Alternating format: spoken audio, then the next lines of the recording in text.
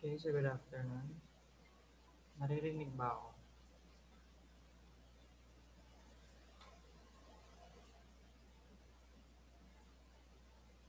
Hello?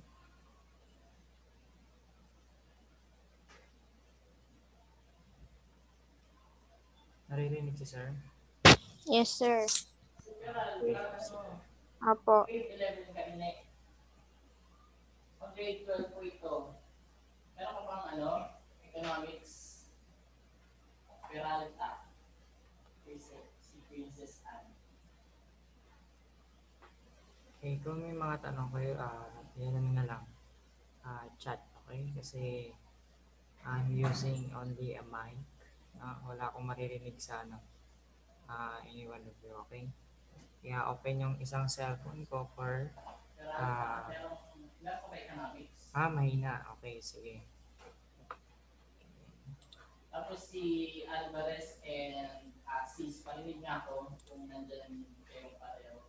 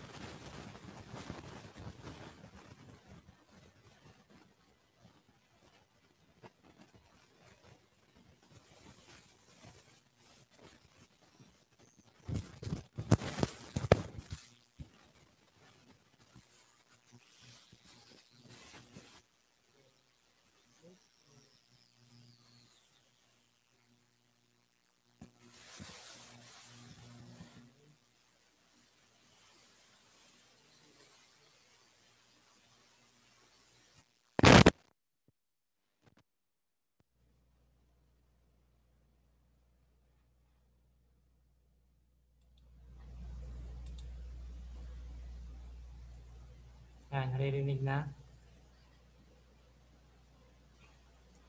Hello? Okay, so let's Check. start. Okay, naririnig niyo na ako, Okay, so very good. Yes, sir. Narinig na po. Yan. Okay. Okay. I'm having a problem with my headphone. Okay. So, Okay, so troubleshooter na ako. Yan. welcome to your first ever class in economics, no? Ewan For kasi kaming, 2021, no? sabay kami kasi for the nag-zoom, start, I would kaya, really like to greet you a may happy adjust new my year mic, and welcome to 2021. Okay, New so Year, Sir we Jerich. will now be discussing the Is introduction discussing to in economics. economics. No? Yan. Okay, so let's proceed Nandito our sa talaga kami topic talata for kasi today. 11, 12. Naiintindihan ba ako? Okay ba? Okay, so ito Okay ba ba? nagkaroon ng link si Lecteralta. Okay, Okay, so so let's good. start, no? So Everybody I goes share my to screen. day faced with constraints or limitations. So meron tayo as an individual, meron tayo mga limitations. Like for example, meron kang gustong isang bagay, no? Hindi naman lahat ng gusto mo available for you, no? Na we consider yung available resources natin, no? Diba, gusto mo ng branded na phone, but not all of us no can afford that kind of branded phones. No? Mga Apple, mga iPhone na yan. No, hindi naman lahat capable to buy that. Okay, nakikita mo yung screen? Tiralta ha. Sir, masarinig po si Sir Jerry. Hindi pa ako nagsalita eh. Okay, so yun. So just wait.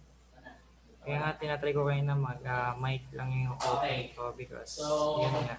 For example, yung motorist, So, no, complaint wait of lang. high gasoline Using prices, no, kapag biglang tumaas yung Stop gasoline my price, screen no. sharing. Times when people suffer due to shortage ng Kala ating yung mic. pork, yung chicken sa market, diba? Pagka nagkakaroon ng shortage, no, hindi tayo makapagluto ng gusto natin bilang, no? Pagka nagkakaroon ng shortage sa chicken, especially nung nagkaroon ng bagyo, diba?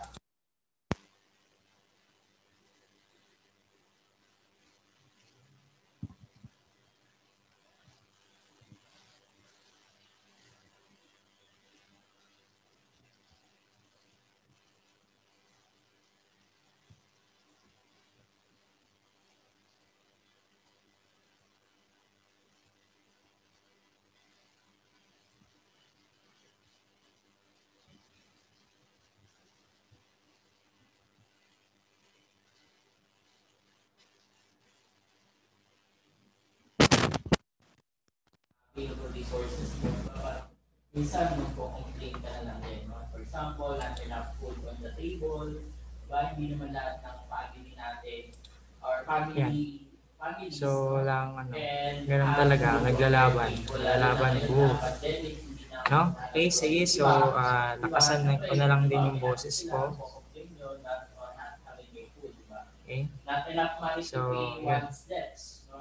May utang, diba? Sir, yun. Medyo malakas din kasi. Or Kung lakasan ko, not enough income madi-distract din to siya meet pag all ano. family's needs. No? So, Okay, this sige. effect diba, is the existence of what we Pag call nagsalita ako naman, scarcity.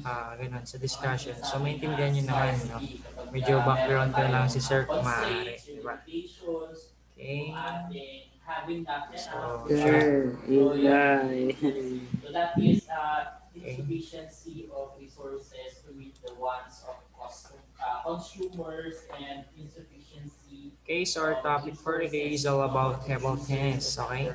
So, sa inyo naman, most of you are familiar with this kind of game, So the okay? resources that we value, So, time, let's proceed to money, table tennis. It is a common sports that could be played inside the gymnasium, but this can also be played outside or in any available room.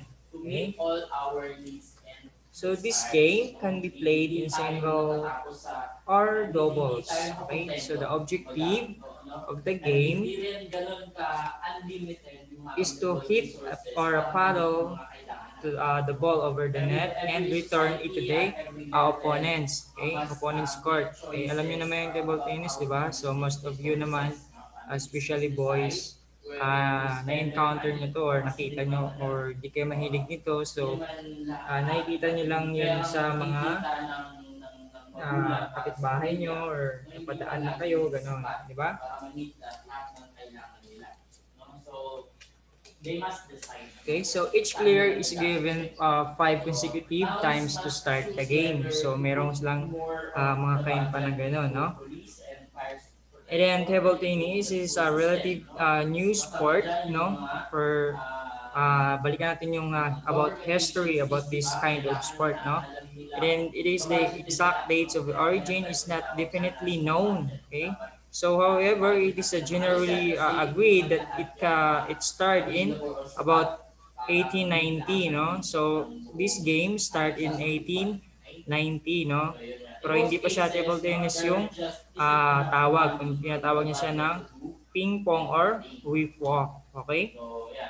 So yung mga kind of yun yung tawag niya yung nung unang discover sa game na yun, no? Kung ano yung tinawag nila. Kasi at that time, yung ginagamit nilang ball is yung pang ping pong, di ba?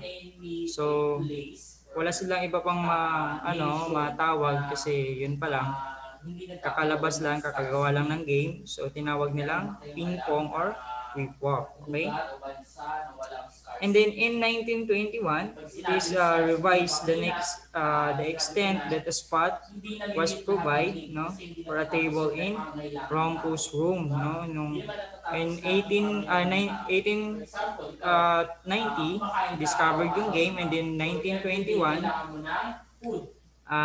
doon na nilagyan na ng table, no, tinatry nila sa isang room kasi yung ping pong ball kasi kunting hangin lang madadala. So, they tried to create a room, din lagyan na ng table para doon na lang sila. Kaya, doon na discover na yung table tennis. So, doon na nilagay, doon na pinasok yung table tennis. Yun, doon na siya pinasok at that time. Okay?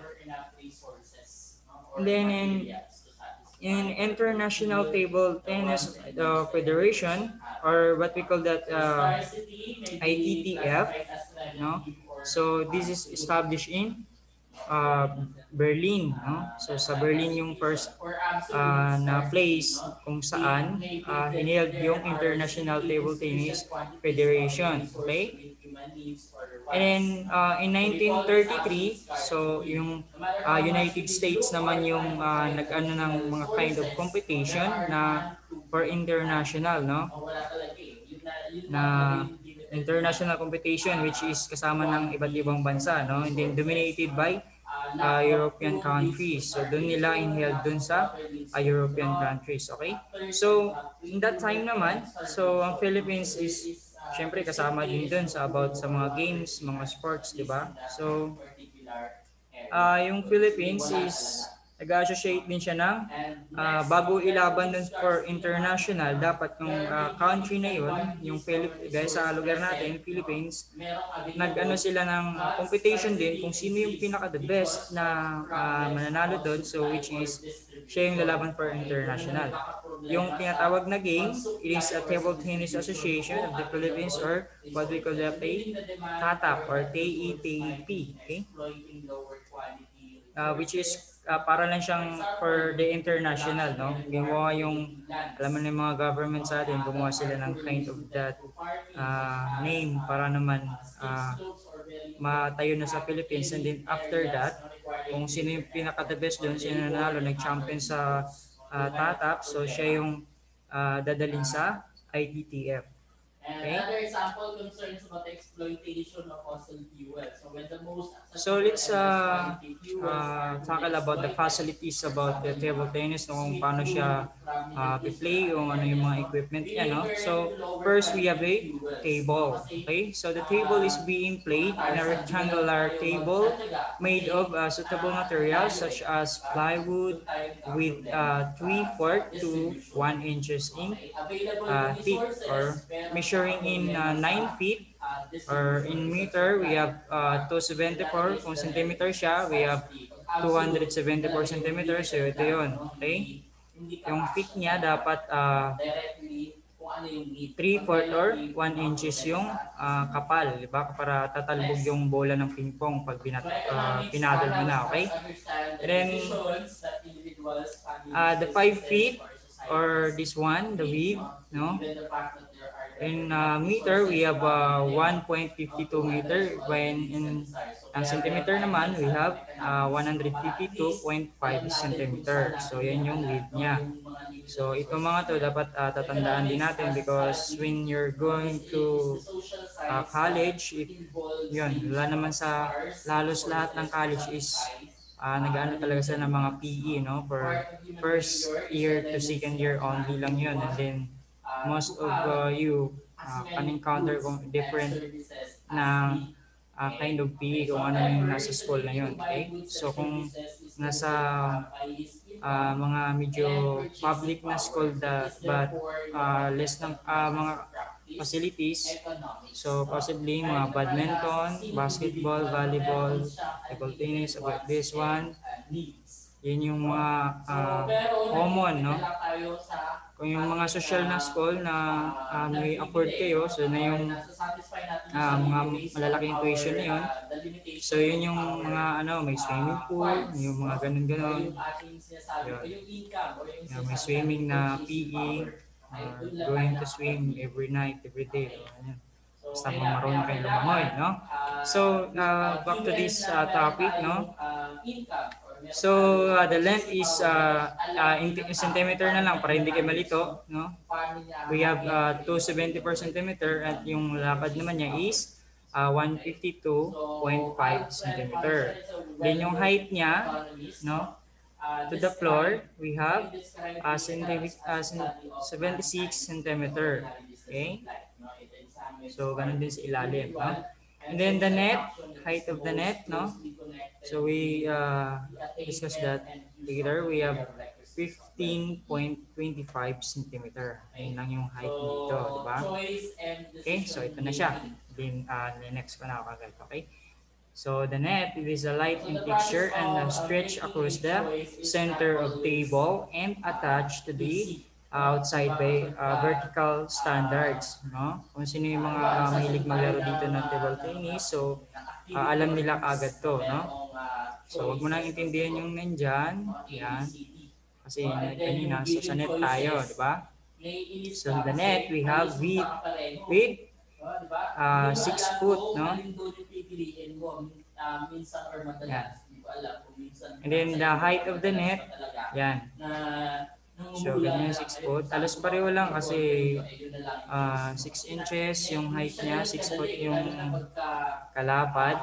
And then, ito, 6 inches or 15.25 centimeter only. Okay, natitisip ako. Okay, sige lang, go lang tayo. Okay? So, yan. Yan yung taas, di ba? Yung bola lang kasi tumatalbog-talbog dyan. Talbog na dyan, talbog dito. Yan. Diba? Different sa kind of volleyball. Yun, mahabang net na yun. Diba? Kung maliit ka na babae or tao, so yun. Hirap na hirap ka lang. Okay? So, next is so there are alternatives and costs to everything. Our Zoom meeting will end in 10 minutes. After that, connect kayo ulit, okay? So the next one is the paddle or racket, no? Or what we call the blade, no? Ito yon. Okay, so the racket or a paddle have at least 85% thickness kasi may ibang paddle na umurahin lang, hindi ganun kalapad, no? Manipis lang, magaan lang. Different sa mamahaling paddle na ganito, may thickness siya na 85%. So ang ganda niya gamitin, no? Kasi in my time, no, in my college, yun, meron kaming table tennis na PE. That is my second year college, second semester din, lagayan ninyo. Yun. So, bumili ako ng taga 100. Yun, dalawa na, and then pinabayaran ko na yung isa sa klase ko na 50. No? Bali 50 kami. So, yung paggamit ko ng paddle na yun, so hindi siya ganun kaganda. No? Then, yung kakilala ko, nag-offer siya na, ito gamitin mo, hiramin mo na yung sa akin kasi siya, marunong siya maglaro ng table tennis. Yun. Hiram ko, yun, ang ganda gamitin, no? Yung binili kong 50, how the Ichipuera ko na, no? works. Okay. Napon ko na lang para kasi pangit gamitin, gano'n. So, Economic ginamit ko yung ano positions niya. So, are maganda gamitin yung positions makapal, no? in which Thickness people, is no, or 85%, okay? to choose what So, ito yung itsura niya, okay? And then, ito yung bola ng table tennis. So, ito yung pang ping-pong, no? Kung alam niyo yung ping-pong sa mga fiesta, di ba may mga ano doon? Yan, yan yun, no? Yan yung bola na, oh, sa pula, sa puti, ganun, ganun. Okay. Pero Yan, magandang ball, quality. no? Kaso Ball ng lang, ping-pong, konti lang no? yung, It is the ball is smooth, celluloid, spherical, white or orange, no? Orange in color, no? But yung mga magagandang bola na ano, scarcity, white, no? White kadalasan ginagamit ng sa tournament, okay? It has 40 millimeter yung inches niya yung kalapat niya, and then the diameter is yung diameter niya is 40 millimeter lang, and then yung bigat niya may 2.7 gram lang na bigat, na sobrang gaan lang yun. Kung kahit bublo mo ng hangin yun, papadpad ka agad yun. Okay, kaya mostly sa table tennis, ginagawa siya sa room which is covered, no? Wala masyadong hangin, no? Kasi pag mahangin, if yung hangin is pabor sa kalaban mo, so unfair kapag you're going to spike or stroke mo, serving, yun, hindi masyadong makakarating doon like sa kalaban mo, yun. Once na makontrol niyo yung ano sa hangin, yun, talo ka, di ba? Ikaw, pag salo mo ng serve niya, so lakas ng hangin, hindi ka agad-agad. So mas maganda if nasa room, no? Nasa room kayo, di ba? Mostly ginagawa yan is nasa covered court talaga, okay? Which is wala masyadong hangin na pumapasok para fair, no? Okay? And the next one is the fundamental skills and techniques. Okay? So, ito naman yung kung paano hawakan yung paddle, no? We have the grip. No? There are several ways in holding the racket in such a way. This depends on the most comfortable manner for the players. Okay? It has two ways of holding the racket, no? So, this one, we call that as handshake grip, no? Or orthodox grip, no? Kung nakaganyan yung kamay niya, no? It is a short handle of racket. Is gripped very closely to the blade. So close na close siya, and then as if to shake hands, para siyang nag-shake hands ka ng yung mga ano, di ba? Pag magpakilala shake hands or anything, no? Diba? Para siya nakaganon, pero nakahawak ka sa paddle, diba? Ganon yung itsura nun. Okay? There, the forefinger is positioned behind the blade. Nandun siya sa likod. Okay? Hindi ko mapakita yung kabila. Okay? So, the next one is pinhold grip, no? So, ito naman yung isang klase na grip, no? The forefinger, the thumb reach over the shoulders of the blade, with the other finger spread over the back. Okay, so because the same blade surface is used for all shots, the grip position remains unchanged. This grip is commonly used by Japanese, Chinese, and Korean players only. Okay? So, ito lang yung ginagamit ng Japanese, Chinese, and Korean. Diba? Kasi para sa kanila, para lang chopsticks. Diba? Gagaling sila magganyan. Pero mostly yung Philippines naman, yung Filipino naman, yung coach namin or the instructor of our table tennis in second year college, no? So, ang galing. Gaya niya tong pinhold grip, para siyang nag-chopsticks. Chopsticks na paddle yung gamit na pinalo-palo sa bola, gano'n. Okay? So, kaya rin natin to kung merong face-to-face, kung makakuha niyo siya, no? Pero mostly kung alam niyo ng game na to, kasi kadalasan mga boys kasi gala yung boys Hilig sa sports, di ba? Kadalasan talaga. alternative. Pwede na lang yung mga Kaya meron 50-50. tayong tinatawag na Alam yung mga kind of opportunity cost, person. that is, Kung ano yung habit nila, okay? to the cost of the next best alternative. Okay, so we have the serve or the strokes, no? Yung mga kind of serving. Okay, we have push shot.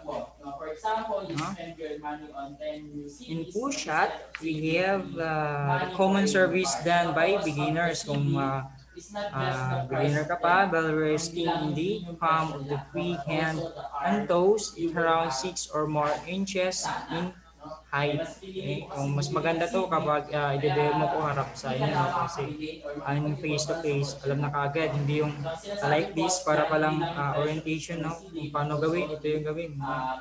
Different sa yun, sa face to face, yung kita nyo na kagad. O ganun pala yung gagawin, no? Especially if mahilig ka din sa mga sports, bilis mo lang gayahin, no? And then the second type of the serve is top spin serve, no? It is the main offensive stroke. The ball is put into play by projecting upward, no? Ito yung ito-toast mo siya, no? Ilalagay mo siya sa palm and then you can swing it. Swing mo kagad, okay? Then the third one is back spin or chop stroke. It is where the ball is struck with downward and forward, no? Forward motion, downward motion, or forward motion. Yun yung ano din. Para kang nagcha-chop.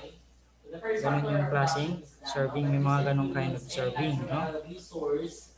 And then the shots, no? Meron tayong two kinds of shots. We have drop shots.